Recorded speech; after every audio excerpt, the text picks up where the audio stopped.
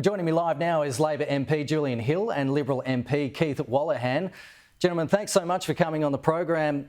Peter Dutton says it's clear Anthony Albanese breached the Gillard government's ministerial code of conduct while he was Transport Minister, requiring that ministers do not seek out or encourage gifts and should refer himself to the Integrity Commission. Keith, do you think that these allegations need further testing by the corruption watchdog, as the opposition leader is saying?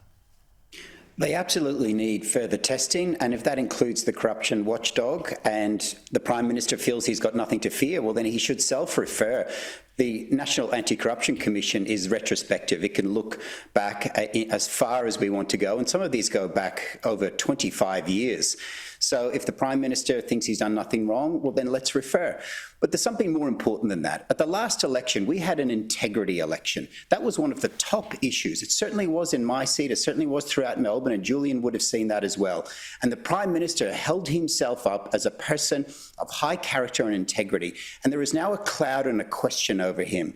And that is because of the choices he has made. So he should make this one choice and have the National Anti-Corruption Commission look at it. Julian, 7 Labor ministers and assistant ministers were given Qantas upgrades after the government decided to stop Qatar from expanding into Australia, which experts believe would have brought down the cost of airfares. Economy to first class, some on international flights. That's not a good look, is it? Well, I mean, in relation to the Prime Minister, this stuff goes back exactly as Keith said, 20, 25 years. And gee, what an investigation. It's all been declared on the parliamentary register.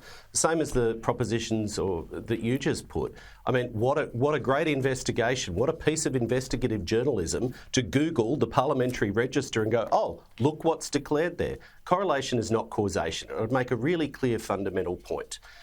No one could accuse the government of being soft on Qantas with respect to industrial relations laws. They screamed from the rooftops when the government rightly passed laws forcing them to treat workers fairly, forcing them not to use sham outsourcing, forcing them to pay workers proper wages. And it looks like, and I'll be very careful with my words here, as a result of a recent court case, they may be facing a ginormous bill to compensate workers for illegal industrial relations practices. So, you know, I mean, see this for what it is. It's a chase, another chase for a cheap headline today, the proposition you put to Keith earlier.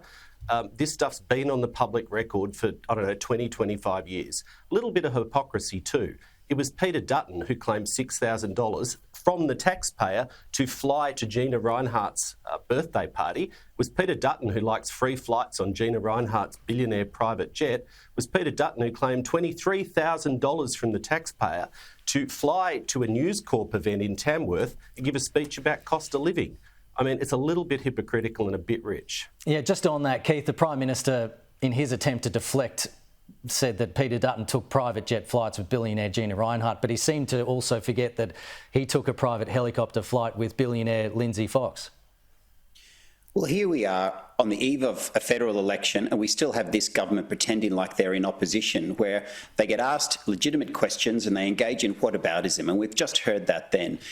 This relationship with Qantas isn't just a normal relationship. So let's remember the referendum that we just had, and we had a commercial airline cover their planes in one position. Even though many of their staff, many of their customers have an entirely opposite position. That wasn't normal. The relationship between the CEO of Qantas and the Prime Minister was not normal. To pick up the phone and personally request an upgrade is not business as usual, and it should be investigated, and it doesn't pass the pub test, and Julian knows that.